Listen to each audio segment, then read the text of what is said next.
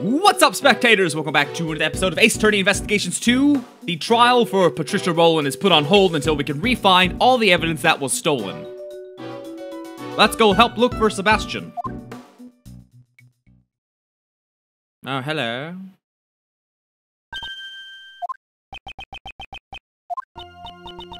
If it isn't Mr. Edgeworth, I hope that all's well. All is not well! Just what was going on in that trial earlier. There's no need for that. For what, yelling? But even though Miss Courtney should know exactly who the culprit is, what made you? In a court of law, the only thing that truly matters is evidence. Whatever my own feelings may be, it should not affect the verdict. So, is this the judge persona of Justine Courtney we're seeing? But that's her whole shtick. She's only judge. She's in perma-judge mode. I don't know what you're talking about, persona. This is just her. Cold-blooded and heartless. It's fine if you think of me as such. Even as a judge, she's still this stubborn. Courtney, there's just one thing I'd like to ask you. And what would that be? 2 nights ago, we went to the roof of the Grand Tower. The roof, you say? You met with the president there, correct? The two of you were caught on the security camera. Is there some sort of problem with that? Today, the president's body was discovered. Very close to the Grand Tower. Is there a breeze in here? That's... You understand now, don't you? You're a suspect. What happened between you and the president up on the roof? Late at night, together on a roof, alone. We merely spoke for a few minutes. Once our business was done, I headed straight home. I took the elevator back down alone. Indeed. That was shown on the security camera footage as well. What exactly did you and the president talk about? I cannot say. I cannot afford to let up just yet. That being the case, I guess my only remaining option is to use that. Megatoxin X. She's definitely hiding something, and I'm going to draw it out of her. Oh dear, this whole episode's gonna be logic chess then, won't it? Yep, here it comes. 2 nights ago, Judge Courtney met with the president.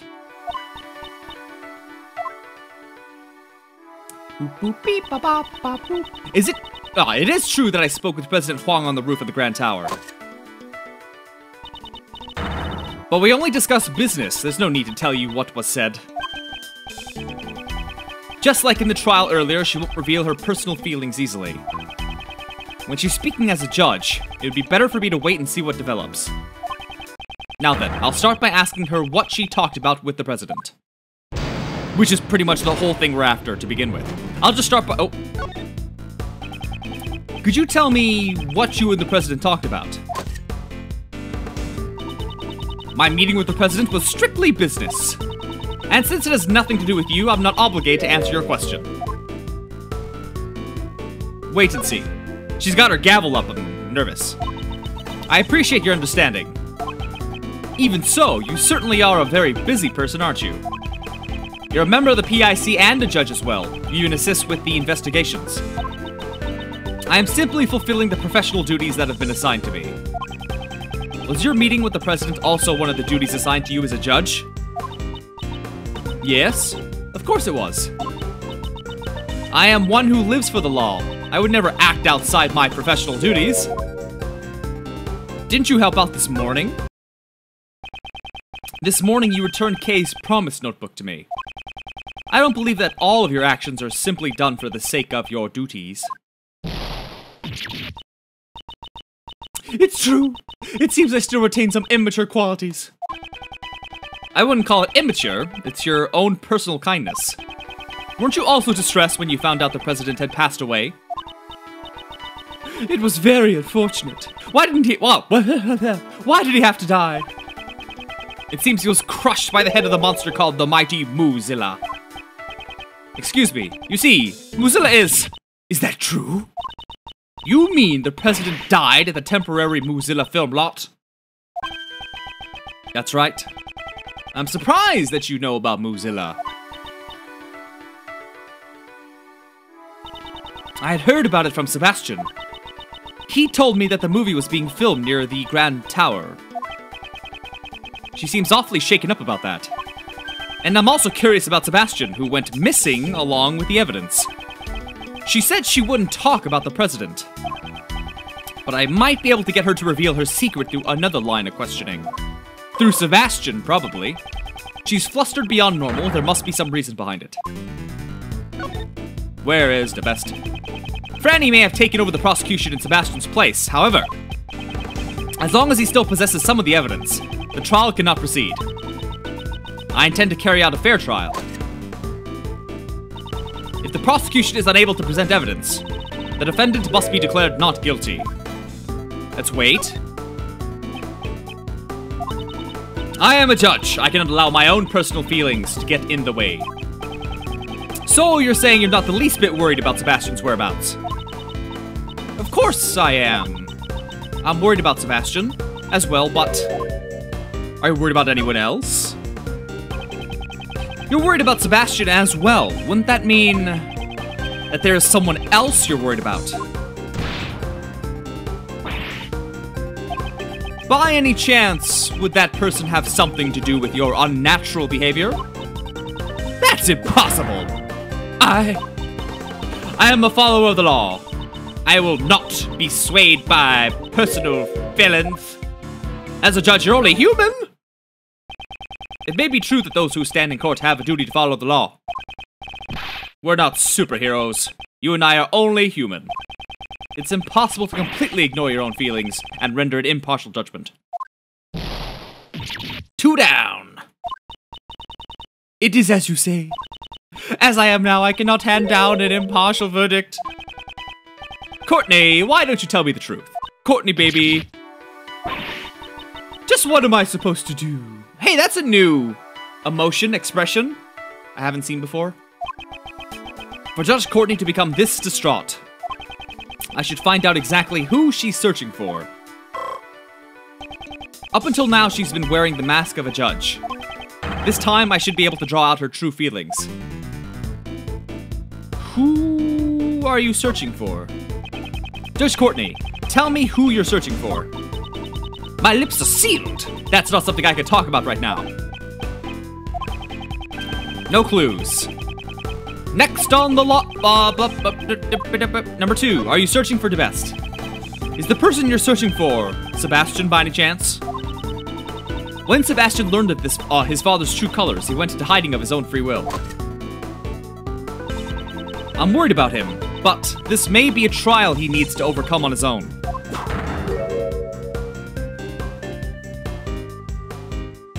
Wait? Since he went into hiding of his own accord, he could return whenever he wanted to. Could it be the person you're searching for is unable to return under their own power? In regards to that, my lips are sealed. I am unable to talk about it right now. When I think about what might happen to that child if I talked... Who is that child you speak of? Could you tell me who you're referring to? It's nothing! Please pay it no mind. Courtney's expression has changed. It seems I managed to uncover a clue. Are you searching for Mozilla? I don't have the time to play along with your jokes right now. It's not a joke. Just a moment ago, you were surprised to learn that the president had been crushed by Mozilla, correct? I was simply surprised by the president's cause of death. To think that he passed away at the temporary film lot, of all places. What's wrong with where he died? Baba, from the way you're talking, it seems you have a problem with where he died. That's not true, it's just... For the president to have passed away at a film lot, a place where dreams are made, I just thought it would be better if the movie's cast and crew remained unaware of the truth. She's obviously looking for the kid with the horn. A staff member found the body. I'm very sorry to say this, but the movie's cast and crew are already aware of the president's death.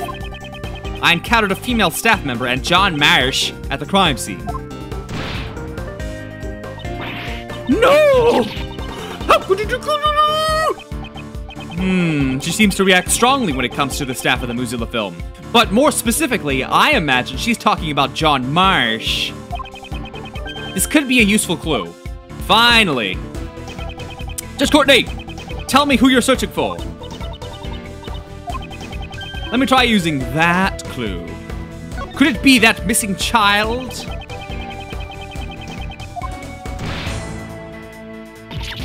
Oh!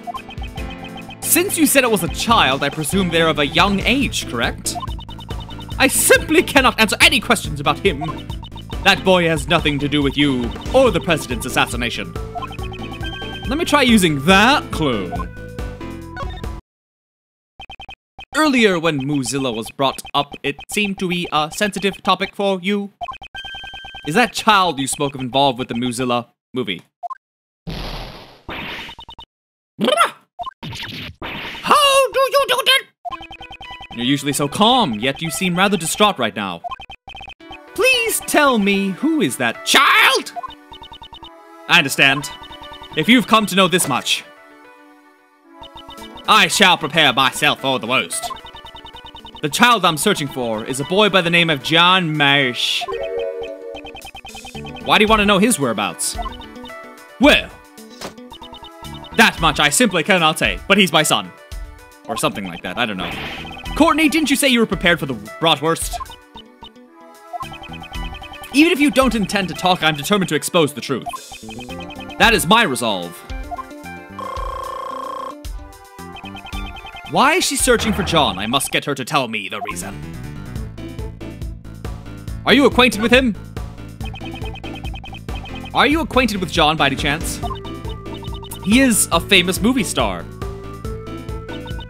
I doubt there's anyone who doesn't know who he is.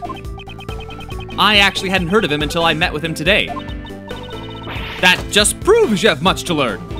Allow me to give you a lesson. I know everything about him. Then what's his favorite food? Oh, wait and see. I almost said it. My apologies. I seem to have lost my composure. You tend to lose your calm whenever the conversation turns to John, don't you? In any case, while I may know everything about John, it is a one-sided relationship. Oh, a parasocial one. I don't have enough clues to proceed with this line of questioning. Maybe I should try another line of attack. Are you a fan of his? Let's go with that one. Could it be that you're a fan of John Marsh? Yes. That's right. I am a fan of John Marsh, the famous child actor who's been called a prodigy. Wait. I knew his movie was being filmed in front of the Grand Tower. So the temporary film lot had been on my mind. I see. I suppose a fan would be curious about that. Did you know that John was at the temporary film lot? Yes, of course I did. He said they'd be filming there all day today, and yet... Did you hear that from him? It almost sounds as if John himself told you personally. I doubt he would give his schedule to a mere fan. That's true, isn't it? Please don't pay any mind to that statement. Yeah, you're right. What I just said doesn't make any sense, does it? Don't question it. She made it the slip of the tongue. She must be really worried about John. So she has spoken with John. This could be a useful clue. Let's go back to the first one. Alright, speed through. Don't ask about his food. Wait. Yes, come on. Go.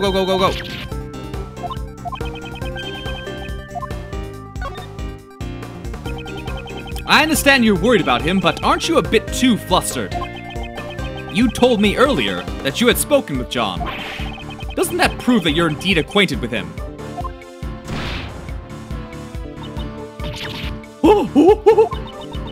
How could I have committed such an indiscretion? It appears that John and Judge Courtney are acquaintances. This could be a vital clue. Where is he right now? Actually, we're searching for John as well. Would you happen to have any idea where he might be? Why would you think that I would know where he is? John and I, there's no connection between us. Let me try using that clue. I don't know what kind of relationship you have with John, but at the very least, the two of you must be acquaintances.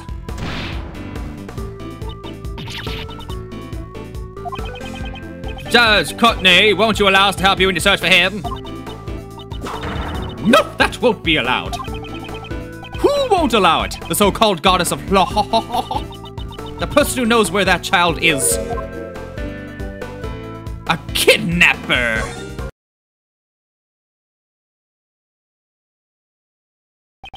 I see. Finally, I've connected all the pieces of the puzzle. The reason why you cannot easily talk about John. It was because someone kidnapped him, isn't that right? Ooh. Oh. Courtney, I like to hear the truth from your own lips. I understand. This time, I will truly be prepared for the bratwurst. It is just as you deduced. Someone has kidnapped John. As I thought, there was a kidnapping. Still, how is John's kidnapping related to you in any way? John and I are... Mother... I called that too. Damn, I'm good. Of course, that was getting pretty obvious from the way they were talking about him and her. I was unable to learn much about the conversation she had with the president, but I have learned of John's kidnapping. It was an unexpected result, but with that, it's checkmate. I hope you heard all that. I like to narrate to myself and wrap things up in a nice way.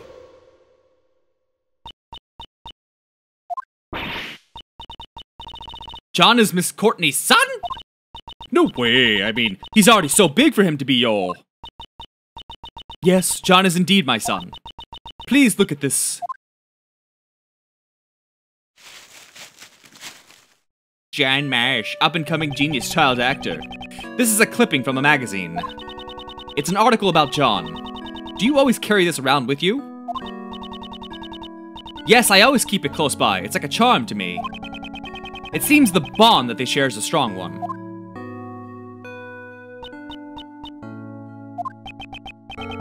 But are you absolutely certain that he's been kidnapped?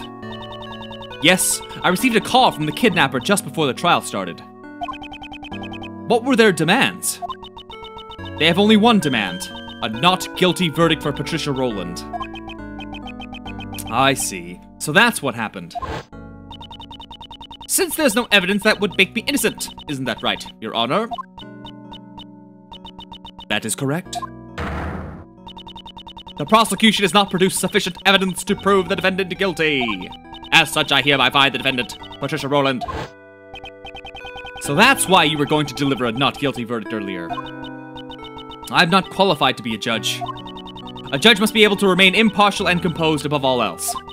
And yet, despite this, in the trial just now, I was about to hand down a verdict that was led solely by my heart.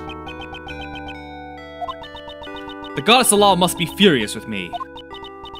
But I simply couldn't do it. I couldn't hand down a fair verdict if it meant I had to sacrifice my own son. Of course you can't! A real parent would never abandon their own child. If that makes the goddess of law angry, then maybe the goddess is the one who's wrong. The goddess is guilty! Guilty, I say, guilty! Isn't that right, Mystery? Indeed. To declare a goddess guilty. We're responsible for upholding the law, but at the same time, we are only human. Nobody would hand down a verdict that would sacrifice their own child. Thank you very much, Miss Faraday, Prosecutor Edgeworth. But I cannot simply run away from the courtroom. Judge Courtney! Well, this is where you've been. It appears it's time. Miss Courtney! My father, he was a prosecutor.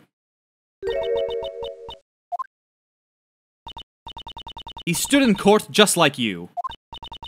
And now, with all that has happened, it got me thinking. What if my father had been in the same position as you? If a prosecutor was being coerced into obtaining a guilty verdict. I know. If my life were on the line, my father would definitely come to steal me back. I know it's been 20 minutes, and I would go a couple more minutes until the conversation's over, but I have to end the video right now, time-wise, for my, for personal reasons. So I'm gonna end this video here. Stay tuned tomorrow for the next one, and thanks for watching. Bye-bye!